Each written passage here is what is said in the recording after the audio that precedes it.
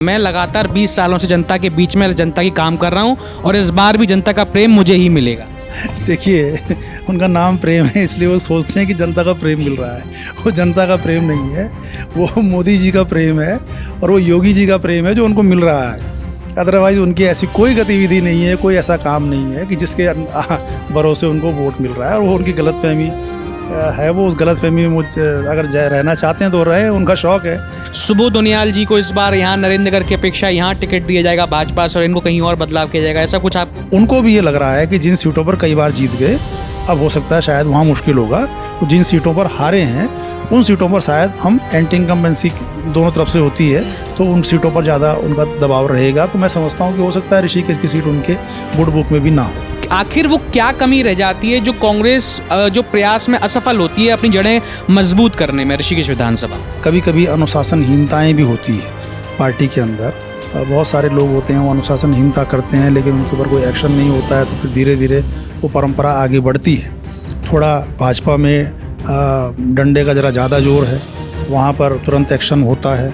UKD सो फिर भी कहीं ना कहीं दमखम दिखा रही है, अपने प्रयास कर रही है, पर चेहरा स्पष्ट नहीं। लेकिन कांग्रेस का कोई व्यक्ति नहीं दिख पाता है कि हाँ भाई ये चेहरा हो सकता है, कहीं ना कहीं ये सक्रिय जनता के बीच में। ऐसा क्यों होता है? जब प्रेमचंद जी पहली बार ऋषिकेश में आए तो उनको यहाँ कोई बच्चा भी नहीं जानता था। उन्हें बच्चा क्या है, उन भाजपा के लोग भी नहीं जानते थे कि ये कौन है। तो वो डोईवाला रहते थे, डोईवाला से टिकट मांग रहे थे। अचानक उनको ऋषिकेश से टिकट मिल गया और ऋषिकेश आ गए और 15 दिन में वो विधायक बन गए। 15 दिन का नॉमिनेशन किया और उसके बाद वो विधायक बन गए। ये जो पूर्व सैनिक हैं उनके जो विरोध था उस वजह से वो डर करके कहीं ना कहीं अल्मोड़ा नहीं पहुंचा और इनका मन नहीं था आने का, तो वो तो 4 साल बाद आ रहे थे। नहीं आते उस दिन भी नहीं आते तो क्या बिगाड़ लेता कोई किसी का। जहाँ जहाँ वो कांग्रेस की तरफ कार्यक्रमों में जाते हैं वहाँ पर सिर्फ बंटाधार करते हैं, कहीं कुछ ऐसा कह देते हैं जिससे कांग्रेस पार्टी का ही बंटाधार हो जाए। उन्होंने ये बात खुल करके बयान में कही। जी, वही आदमी है जिन्होंने घोड़े की टांग तोड़ी थी और सबके सामने टीवी चैनल, सारे टीवी चैनलों में वो चला था कि घोड़े की टांग तोड़ने में उनका आता, वो घोड़ा बेचारा मर गया। और उसके बाद फिर गणेश जोशी ने कहा कि मैंने तो कुछ किया ही नहीं साहब। तो गणेश जोशी की बातों को तो हम मजाक के तौर पर लेते हैं, वो एक कॉमेडी के तौर पर बात करते हैं। हम उनकी बात कॉमेडी में ही ले लेते हैं कि उन्होंने उनकी बात पर हम ज़्यादा गंभीरता से सोचते नहीं। वो कह रहे हैं कि इस बार उत्तराखंड के चुनावों में मैं कांग्रेस मुक्त करने का मैंने बीड़ा उठाया है। वो पहले अपना टिकट बचा लें, वो अपनी विधायकी बचा लें, फिर वो कांग्रेस मुक्त करने की बात करें। उनका अपना ही टिकट कट रहा है इस बार, वो खुद ही हार रहे हैं।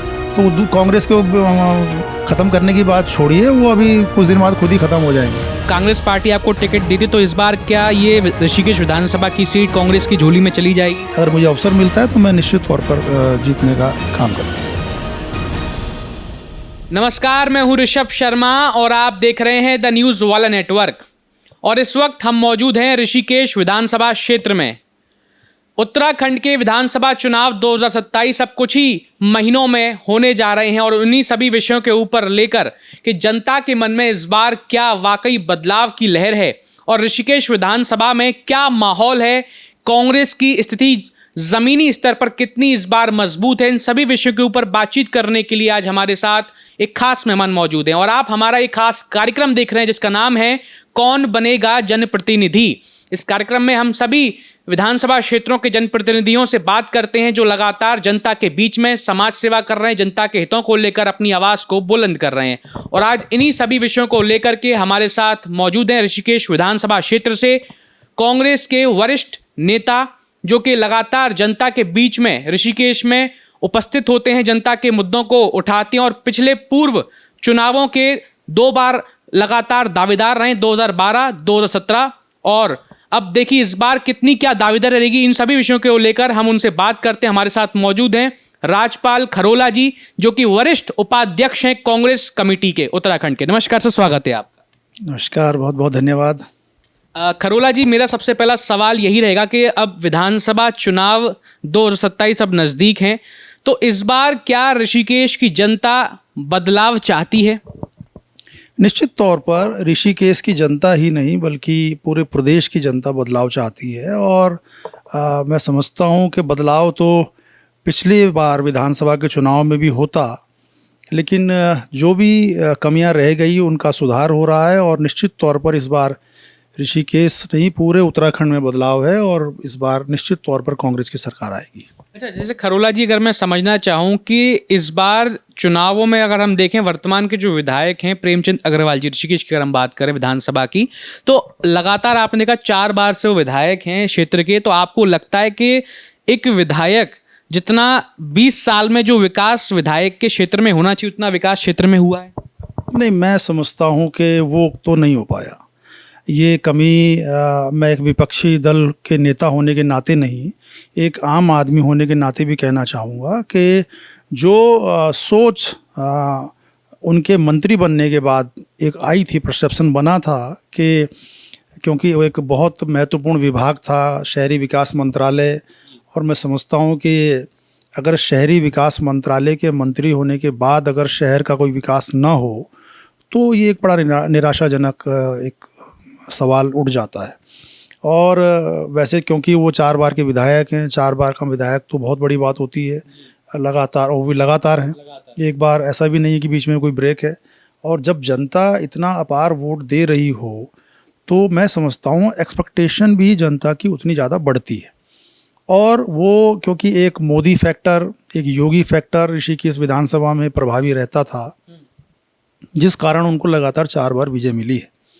मैं समझता हूँ कि इस बार वो लहर नज़र नहीं आ रही है, और जो उनके मंत्री रहते हुए जो विकास के कार्य होने चाहिए थे, ऋषिकेश क्योंकि एक तीर्थ नगरी भी है और टूरिज़्म का बहुत बड़ा हब है। पहले के ज़माने में क्या होता था कि 4 धाम यात्रा के वक्त ही टूरिस्ट यहाँ पर आता था, लेकिन अब कोई भी ऐसा गंगा स्नान नहीं है कि जब टूरिस्ट यहाँ नहीं आ रहा है। पहले हरिद्वार तक ही रहता था, अब ऋषिकेश तक आता है। इसके साथ साथ आप जो एडवेंचर टूरिज़्म की तरफ अगर देखेंगे तो राफ्टिंग हो गई, पैराग्लाइडिंग हो गई, बंजी जंपिंग हो गई, बहुत सारी ऐसी चीज़ें हैं जिसको देखने के लिए निरंतर पर्यटक 12 महीने ऋषिकेश आता है।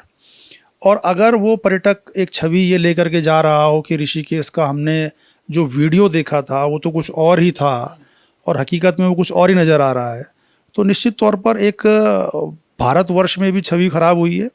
और ऋषिकेश के जो स्थानीय लोग हैं उनको भी ये लग रहा है कि जैसा 20 साल पहले था उसमें और अब में कोई बहुत बड़ा अंतर नहीं है।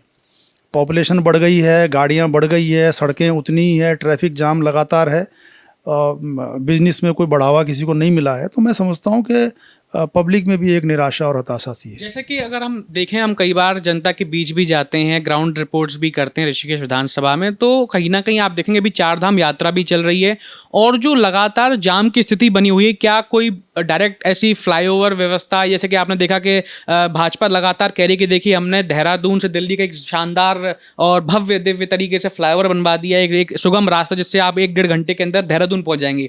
तो क्या भाजपा को या ये नहीं लगता था कि ऐसे ही एक फ्लाईओवर या ऐसा एक रास्ता ऋषिकेश भी होना चाहिए, क्योंकि ऋषिकेश 4 धाम यात्रा का एक बेस कैंप है जहां लगातार भीड़ रहती है, लगातार लोगों का जमावड़ा रहता है, जो कहीं ना कहीं ऋषिकेश की आवागमन को भी प्रभावित करता है, और जो इसमें अभी तक कोई भी प्रशासन के द्वारा कोई भी ऐसा एक विकास मॉडल तैयार नहीं किया गया। आपको लगता है विफलता है? देखिए, मैं समझता हूं कि उत्तराखंड में जो सरकार है पिछले 10 वर्षों से, वो सिर्फ और सिर्फ केंद्र सरकार के ऊपर निर्भर है। वो सिर्फ केंद्र की तरफ देखते रहते हैं कि उनकी तरफ से अगर कोई फ्लाईओवर का पैसा आ गया तो बना देंगे, उनकी तरफ से सड़क निर्माण के लिए, चौड़ीकरण के लिए कोई पैसा आ गया तो बना देंगे। अदरवाइज़ आप देखिए देहरादून शहर की अंदर की स्थिति को आप समझिए कि पिछले 10 वर्षों में एक भी सिंगल फ्लाईओवर की नींव नहीं रखी गई है, कहीं है ही नहीं, वो सोच ही नहीं है कि इतना ज़्यादा ट्रैफिक देहरादून का बढ़ रहा है, उतना ज़्यादा ट्रैफिक ऋषिकेश का, हरिद्वार का, इन तमाम जगहों का बढ़ रहा है, और ऑल ओवर उत्तराखंड का देखेंगे तो बढ़ रहा है। लेकिन जो ये शहरी क्षेत्र है इनका बहुत ज़्यादा दबाव इनके ऊपर है, क्योंकि पहाड़ के लोग भी नीचे आता है और नीचे अन्य प्रदेशों के लोग भी यहाँ पर आते हैं। इतना ज़्यादा ट्रैफिक का दबाव होने के बावजूद भी आप देख लीजिए नेपाली फार्म के बाद जो बॉटल नेक बनती है रेलवे फाटक के पास श्यामपुर में, वहाँ से जाम लगना शुरू होता है और फिर वो जा कर के कौड़ियाला तक, आपका शिवपुरी तक वो जाम रहता है। इतना बड़ा लंबा जाम जिसमें कई बार तो ट्रैफिक को आप नेपाली फार्म से घुमा करके ले जाते हैं डोई भानीवाला से, और फिर नरेंद्र नगर भेज देते हैं जिसको ऋषिकेश आना होता है, और फिर वो नरेंद्र नगर से ऋषिकेश आता है।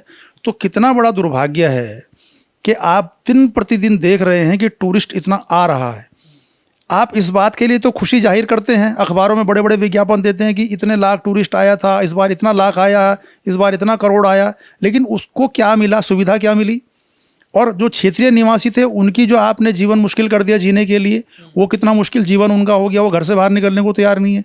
पहले तो कांवड़ मेले में होता था कि हरिद्वार ऋषिकेश के लोग जो है 15 दिन तक घर में रहते थे, अब तो ये हो गया कि 12 महीने आदमी को सोचना पड़ रहा है घर से निकलने के लिए कि भाई घर से निकलें कि ना निकलें। सड़कों की स्थिति ये है।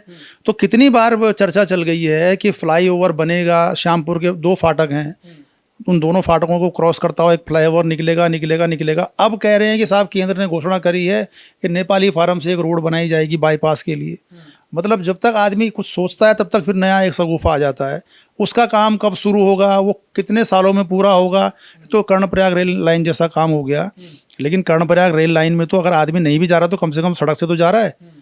यहाँ तो स्थिति ये है कि आदमी का घर से निकलना मुश्किल हो गया है। लेकिन वो तो अभी जैसे उनके जन्मदिन पर जब हमारे साथी ने बात करी उनसे, तो वो लगातार कह रहे हैं कि मैं समझता हूँ जनता कोई परेशान नहीं, विपक्ष कितना भी इकट्ठा हो ले, वो उनकी सारी बातें बेबुनियादी हैं। मैं लगातार 20 सालों से जनता के बीच में जनता की काम कर रहा हूँ और इस बार भी जनता का प्रेम मुझे ही मिलेगा। देखिए, उनका नाम प्रेम है इसलिए वो सोचते हैं कि जनता का प्रेम मिल रहा है। वो जनता का प्रेम नहीं है, वो मोदी जी का प्रेम है और वो योगी जी का प्रेम है जो उनको मिल रहा है। अदरवाइज उनकी ऐसी कोई गतिविधि नहीं है, कोई ऐसा काम नहीं है कि जिसके भरोसे उनको वोट मिल रहा है। और वो उनकी गलतफहमी है, वो उस गलतफहमी में अगर रहना चाहते हैं तो रहे, उनका शौक़ है। लेकिन आप धरातल पर देखिए कि ऋषिकेश शहर की क्या स्थिति है। ये कूड़ादान जो बीचों बीच शहर के अंदर बैठा है, उसको हटाने के लिए कितने प्रयास हो चुके, कितने। तो आपने तो ये कर दिया कि यहाँ से एक चीज़ हटा करके यहाँ रख देते हैं, अब वो परेशान होंगे कुछ दिन बाद, तो कुछ साल तक उनको भी बेवकूफ़ बनाएंगे।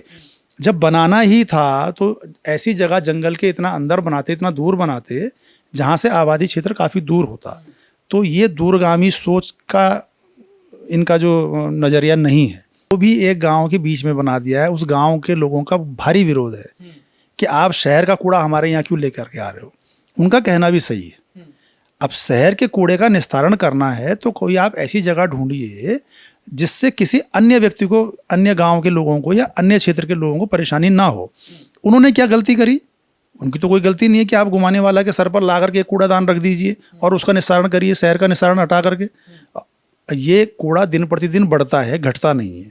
आज उसकी क्षमता जितने की बनाएंगे उतने की क्षमता कल नहीं रहेगी। फिर वो धीरे धीरे बढ़ेगा और बढ़ेगा, और वो उसकी जो स्मेल होती है, जो बदबू निकलती है वहाँ से, जब बरसात होती है, हवा चलती है, तेज़ आंधी चलती है, कूड़ा भी उड़ता है, वो अन्य क्षेत्र के लोगों को परेशान करेगा। तो आपने तो ये कर दिया कि यहाँ से एक चीज़ हटा करके यहाँ रख देते हैं, अब वो परेशान होंगे कुछ दिन बाद, तो कुछ साल तक उनको भी बेवकूफ़ बनाएंगे। जब बनाना ही था तो ऐसी जगह जंगल के इतना अंदर बनाते, इतना दूर बनाते जहाँ से आबादी क्षेत्र काफ़ी दूर होता। तो ये दूरगामी सोच का इनका जो नज़रिया नहीं है, ये स्पष्ट दर्शाता है कि कोई दूरगामी सोच नहीं है।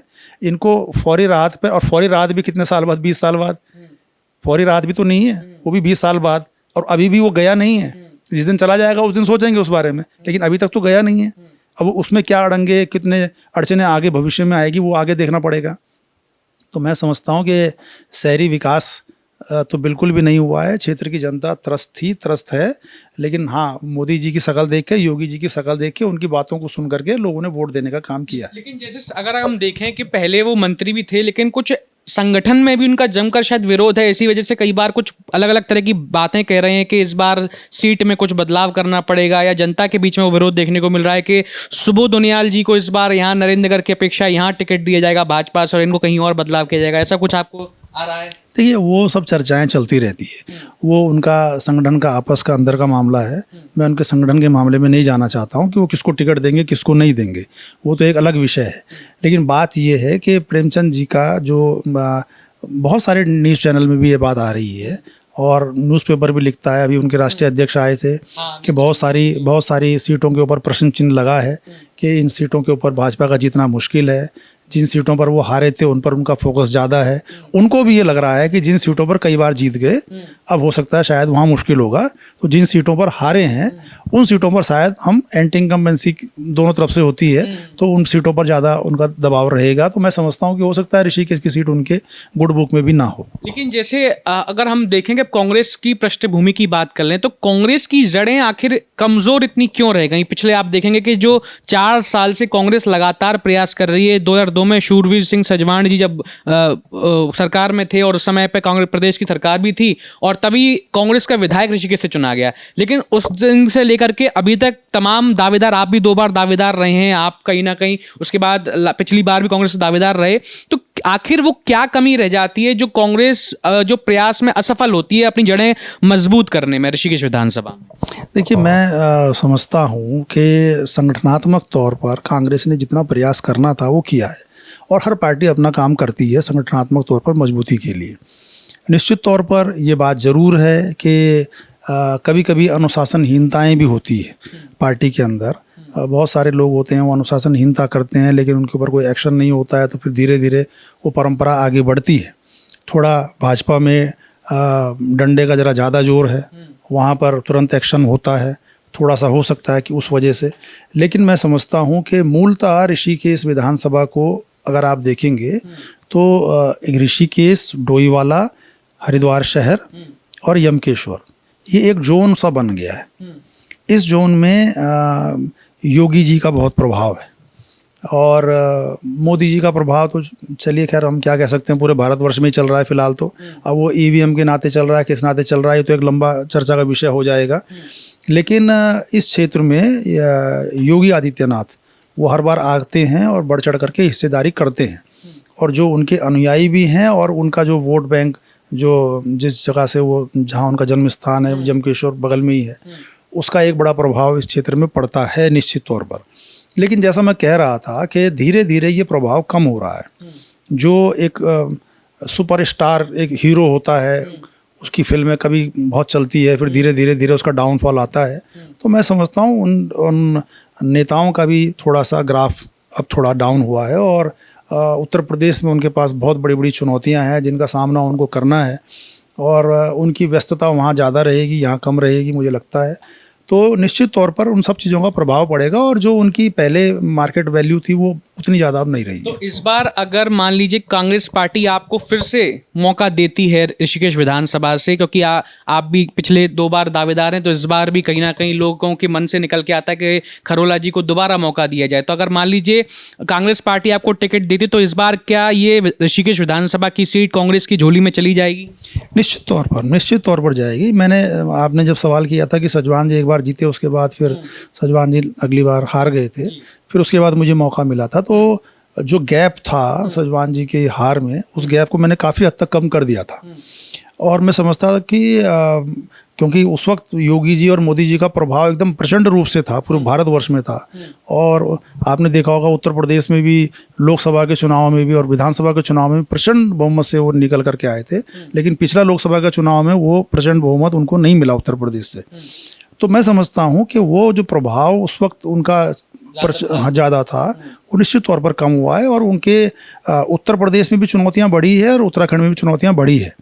तो निश्चित तौर पर उसका फ़ायदा कांग्रेस पार्टी को मिलेगा और निश्चित तौर पर अगर मुझे अवसर मिलता है तो मैं निश्चित तौर पर जीतने का काम करूँगा। लेकिन जैसे कि अगर हम बात करें कि कांग्रेस पार्टी में अभी कई सारे दावेदार हैं जो दावेदारी करते हैं, इस बार सूरवीर जी से भी बात हुई तो उन्होंने भी कहा कि मैं तो शुरू से ही पुराना स्वत दावेदार हूं जो लगातार जनता के बीच में कर रहा हूं काम, और आपका भी है और भी 2 लोगों के नाम निकल के आ रहे हैं। तो लेकिन अगर कई बार ऐसा होता है कि आपस में भी गुटबाजी कई बार हो जाती है और उसमें भी कहीं ना कहीं जो जड़ें हैं कांग्रेस की वो कहीं ना कहीं कमजोर हो जाती हैं। जैसे मान लीजिए किसी को दावेदारी मिल गई तो दूसरा व्यक्ति जो दावेदार है वो समर्थन नहीं करता, उनके समर्थक समर्थन नहीं करते हैं, तो क्या इस बार ऐसा भी देखने को मिल सकता है?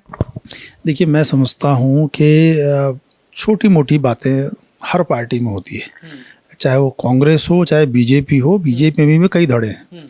आप हरिद्वार लोकसभा में ही देखेंगे तो बहुत सारे धड़े हैं। मुख्यमंत्री का धड़ा अलग है, तो त्रिवेंद्र जी का जो लोकसभा के सांसद है उनका धड़ा अलग है, जो राज्यसभा के सांसद है उनका धड़ा अलग है, फिर नीचे मंत्रियों के लेवल पे भी धड़ेबाजी होती है। ये गुटबाजी होती है, हर जगह होती है। थोड़े थोड़े फॉलोवर सबके होते हैं, इनसे बहुत बड़ा प्रभाव पड़ता नहीं है। कुछ फॉलोवर होते हैं, उनसे आप हर आदमी को एक पीड़ा होती है कि भाई मेरे नेता को टिकट नहीं मिला, फलाने को मिल गया, ये सब चीज़ें चलती है। लेकिन मैं समझता हूँ जब परिवर्तन की लहर चलती है तो फिर वो सब चीज़ें गौण हो जाती है। परिवर्तन की लहर में सब चीज़ें ख़त्म हो जाती है, सब गिले शिकवे ख़त्म हो जाते हैं। आम पब्लिक जब वोट देने पर आती है तो सत्ता परिवर्तन होता है, और वो 5-7% होता है।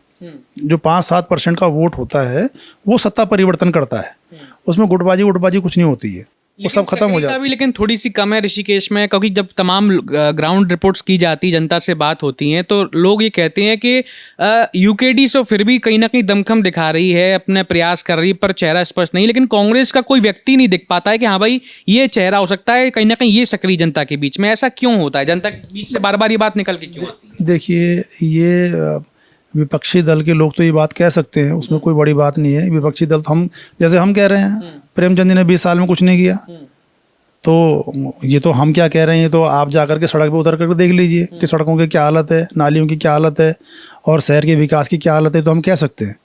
अब वो बीजेपी वाले ये कहें कांग्रेस के लोग सक्रिय नहीं है, तो वो अपने एक पॉलिटिकल एजेंडा उनका हो सकता है कि भाई कांग्रेस सक्रिय नहीं है, हम ही सक्रिय हैं। तो लेकिन जनता की तरफ से भी बात आती है जब ग्राउंड रिपोर्ट्स होती हैं, जैसे कि रायवाला में कई लोगों से बातचीत हुई थी जब ग्राउंड रिपोर्ट्स हुई, प्रतीत नगर की तरफ बातचीत हुई, उसके अलावा ITPR की तरफ भी जब बात हुई तब भी लोगों ने यही कहा कि चेहरा स्पष्ट कई बार नहीं हो पाता, तो हम फिर कैसे उनको कहीं ना कहीं देखें? ये एक देखिए, ये एक आप कह लीजिए कि ये दिक्कत प्रत्याशी के सामने होती है। हाँ। कि वो अंतिम क्षण तक इसी असमंजस में होता है कि टिकट होगा कि नहीं होगा। तो ये समस्या तो आती है, और ये मेरे को लगता है ये खत्म नहीं होगी। जनता लेकिन कंफ्यूज हो जाती है कि भाई कई बार क्या होता है, चेहरे का भी प्रभाव रहता है, ये आप बात मानते हैं? लेकिन उसमें मेरा कहना ये है कि देखिए, जब प्रेमचंद जी पहली बार ऋषिकेश में आए तो उनको यहाँ कोई बच्चा भी नहीं जानता था। उन्हें बच्चा क्या है, उनको भाजपा के लोग भी नहीं जानते थे कि ये कौन है। तो वो डोईवाला रहते थे, डोईवाला से टिकट मांग रहे थे, तो अचानक उनको ऋषिकेश से टिकट मिल गया और ऋषिकेश आ गए, और 15 दिन में वो विधायक बन गए। 15 दिन का नॉमिनेशन किया और उसके बाद वो विधायक बन गए। तो ये सब बातें कोई ज़्यादा मायने रखती नहीं है। जनता जब परिवर्तन लाना चाहती है तो वो किसी भी नए चेहरे को, अभी आप कह रहे हैं कि बीजेपी वाले किसी नए चेहरे को लेकर के आ जाएंगे, तो नए चेहरे को लेकर आ जाएंगे, वो तो आज यहाँ सक्रिय नहीं है, तो कल के दिन वो कैसे जीत जाएगा?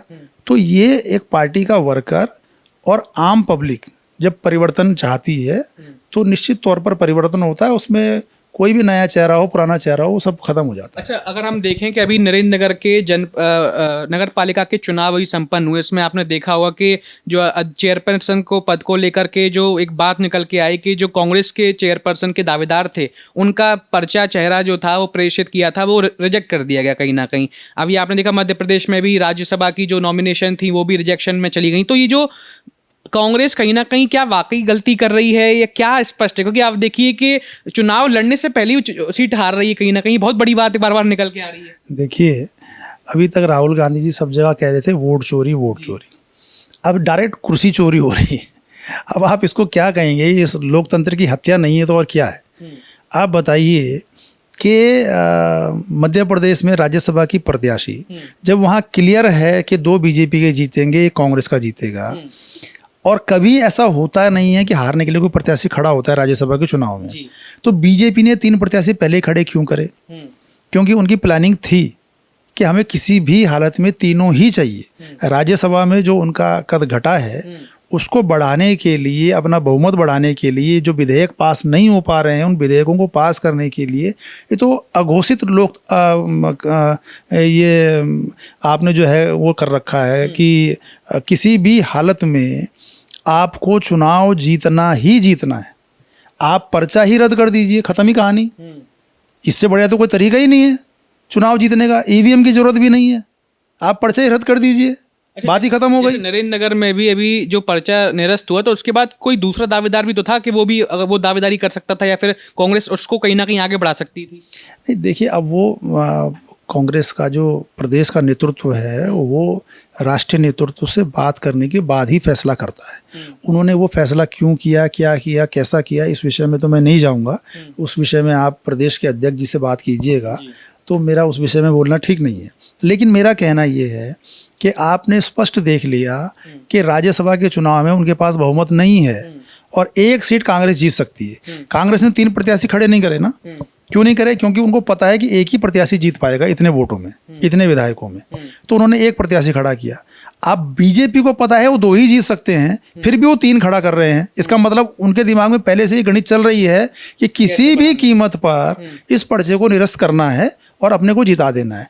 उसके बाद पूरा राष्ट्रीय नेतृत्व हमारा कांग्रेस का चुनाव आयोग के दफ्तर में जाता है। जब चुनाव आयोग को पता है कि आज चुनाव के नॉमिनेशन की डेट है, तो देर रात तक भी कोई अधिकारी वहां बैठा जा सकता था। उन्होंने ऐसा नहीं किया और उन्होंने साफ कर दिया कि भैया 5 बजे ताला लग गया और अब हम चले गए। तो कोई ऑब्जेक्शन के कागज लेने को भी तैयार नहीं है। तो उन्हें साफ निर्देश है कि भैया खत्म करो और इसको जिताओ, इसको प्रमाण पत्र देके खत्म कर दो। अच्छा, जैसे अभी नरेंद्र नगर में भी आपने देखा कि कल एक वीडियो जमकर सोशल मीडिया पर वायरल हुई, जिसमें सुबोध उनियाल जी जो है वो एक हस्तक्षेप कर रहे हैं और पोलिंग बूथ पे चले गए और यूकेडी की महिला के साथ एक बदतमीजी टाइप की जो वीडियो चल रही है जिसमें चिल्ला चौंट हो रही है। तो लोग उन्हें कह रहे हैं आप पोलिंग बूथ में कैसे घुस सकते हैं? तो उन्होंने कहा मैं मंत्री हूँ, मैं घुस सकता हूँ, मैं देख सकता हूँ कितने लोगों ने वोट दिया, क्या दिया। तो क्या ये आप इस बात को मानते हैं कि ये कहीं ना कहीं लोकतंत्र के लिए खतरा है इस तरह से? देखिए, मैं समझता हूँ कि भारतीय जनता पार्टी का जो कार्य करने की जो शैली है ना, वो बहुत ज़्यादा एग्रेसिव होती जा रही है। और एग्रेसिव इसलिए होती जा रही है आप कि किसी भी कीमत पर ऊपर से निर्देश है कि चुनाव जीतना है। आप वेस्ट बंगाल में देखिए, पूरी वेस्ट बंगाल में उन्होंने ममता बनर्जी को चुनाव हराने के बाद भी वो एक दिन भी चैन से नहीं है। लोगों के ऊपर अंडे फेंके जा रहे हैं, कूड़ा फेंका जा रहा है, उनके घरों में ईडी के छापे लग रहे हैं। और सीधे सीधे आप देखिए कि उनके पार्टी के एमपी एमएलए पार्टी छोड़ करके जा रहे हैं, सिर्फ इस धमकी के लिए कि या तो आप पार्टी छोड़िए या फिर जेल जाइए। किसी भी झूठे केस में आपको जेल जाना पड़ सकता है। इसका साक्षात उदाहरण केजरीवाल है। केजरीवाल को 1 साल 1.5 साल उनके लोगों को जेल में रखा और उसके बाद उनको क्लीन चिट मिल गई। पूरी प्रताड़ना की 1-1.5 साल तक उनको जेल में रख करके, और उसके बाद कोर्ट उनको क्लीन चिट देती है। तो अब बीजेपी अगर ये कहेगी कि भाई जेल जाने से तो वो डरेगा जिसने गलत काम किया होगा, अरे भाई जेल जाने से तो हर आदमी डर रहा है। जिसने गलत काम नहीं भी किया आप उसको भी भेज दे रहे हो। लेकिन चुनाव में वो लोग बार बार कहते हैं कि कांग्रेस की भी एक अलग ही रणनीति है कि जब वो चुनाव हारती है तो वो भाजपा पे आरोप लगाती है कि ईवीएम में गड़बड़ है या फिर चुनाव आयोग ने गड़बड़ी करी है या हस्तक्षेप कर रही है, पोलिंग बूथ कैप्चर कर रहे हैं। और वहीं जिस प्रदेश में कांग्रेस जीत जाती है वहां पर ना कोई ईवीएम गड़बड़ होती है, ना कोई कहीं ना कहीं पोलिंग बूथ कैप्चर होता है।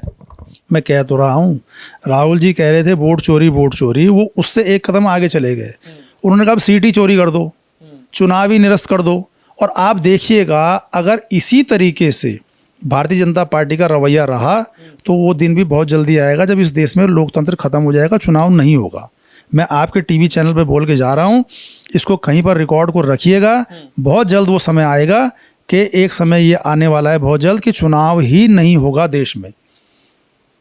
ये लोकतंत्र को खत्म कर देंगे। तो उत्तराखंड में भी इस बार चुनाव में क्या ऐसा कुछ देखने को मिलेगा? कि कांग्रेस तो लगातार इस बार कह रही है कि हम मजबूती के साथ अपनी सरकार बनाने जा रहे हैं, हमारा नेतृत्व तैयार है, लेकिन भाजपा भी अपनी दामन कह रही है कि इस बार हम लगातार हैट्रिक मारेंगे, तीसरी बार सरकार बनाने जा रहे हैं। तो फिर कहीं ना कहीं किसकी जड़ें इतनी मजबूत हैं जो सरकार बनाएगी? देखिए, मैं आपको फिर बोल रहा हूँ कि पिछली बार भी कांग्रेस की गवर्नमेंट बनती, बहुत सारी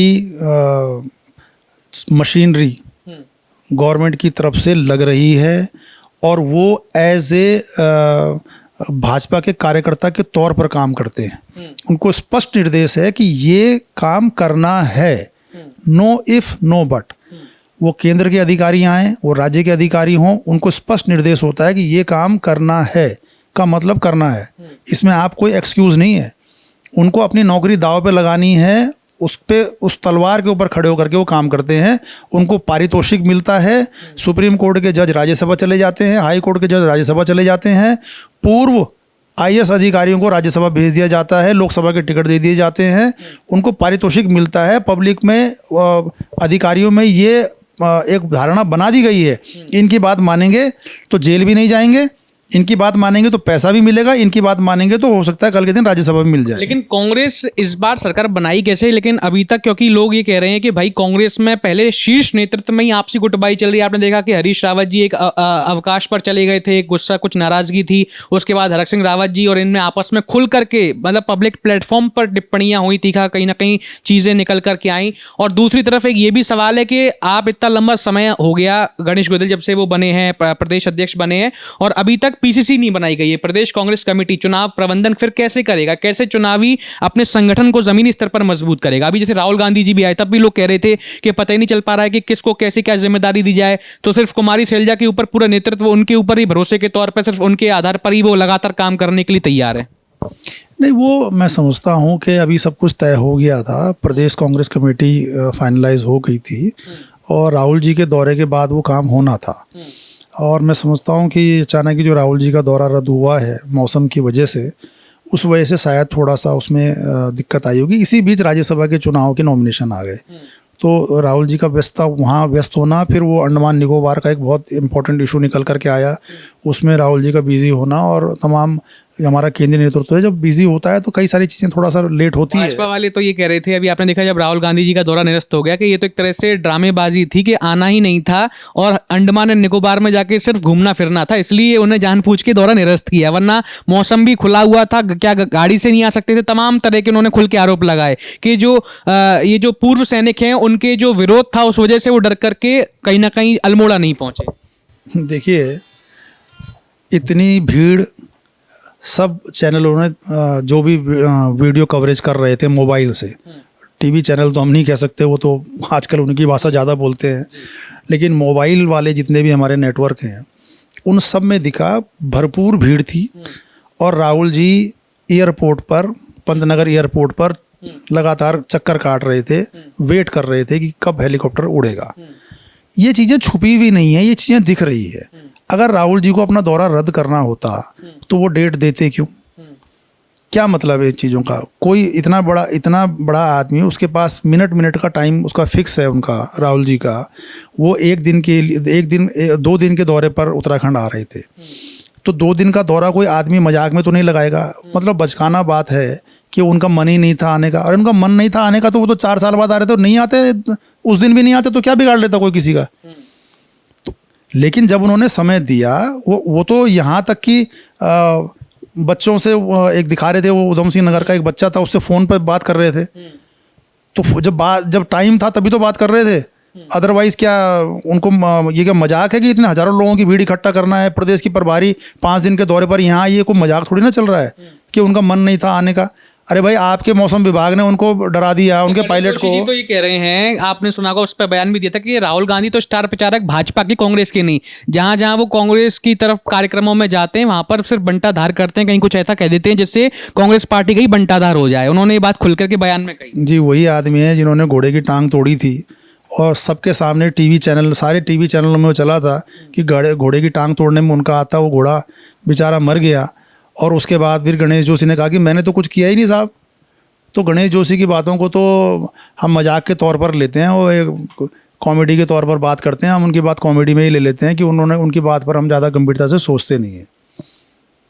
कि गणेश जोशी कोई गंभीर विषय पे बात तो कभी करते नहीं हैं, और ना वो गंभीर व्यक्ति हैं मुझे लगते हैं। पर वो इस बार के उन्होंने ठान तो लिया है कि वो कह रहे हैं कि मैं कांग्रेस, जैसे कि लोग कहते हैं ना कि मैं कुछ ये भ्रष्टाचार मुक्त करूंगा, वैसे ही वो कह रहे हैं कि इस बार उत्तराखंड के चुनावों में मैं कांग्रेस मुक्त करने का मैंने बीड़ा उठाया है। वो पहले अपना टिकट बचा लें, वो अपनी विधायकी बचा लें, फिर वो कांग्रेस मुक्त करने की बात करें। उनका अपना ही टिकट कट रहा है इस बार, वो खुद ही हार रहे हैं, तो कांग्रेस को ख़त्म करने की बात छोड़िए, वो अभी कुछ दिन बाद खुद ही ख़त्म हो जाएंगे। तो दर्शकों, ये थे हमारे साथ में राजपाल खरोला जी, जिन्होंने अपनी बात को बड़ी बेबाकी से रखा, बताया कि इस बार कांग्रेस पृष्ठभूमि की अपनी ऋषिकेश विधानसभा में जड़ें कैसे मजबूत कर रही है, और इस बार प्रदेश में भी कांग्रेस सरकार किस तरह से अपनी दमखम के साथ सरकार में वापसी करेगी। इन सभी विषयों के ऊपर हम लगातार चर्चा करते रहेंगे, जनता से जानेंगे कि जनता के मन में इस बार क्या है। आप इस तरह की और भी तमाम खबरों को, ग्राउंड रिपोर्ट्स को और ऐसे ही एक्सक्लूसिव इंटरव्यूज को देखने के लिए देखते रहिए द न्यूज़ वाला नेटवर्क। बहुत बहुत धन्यवाद।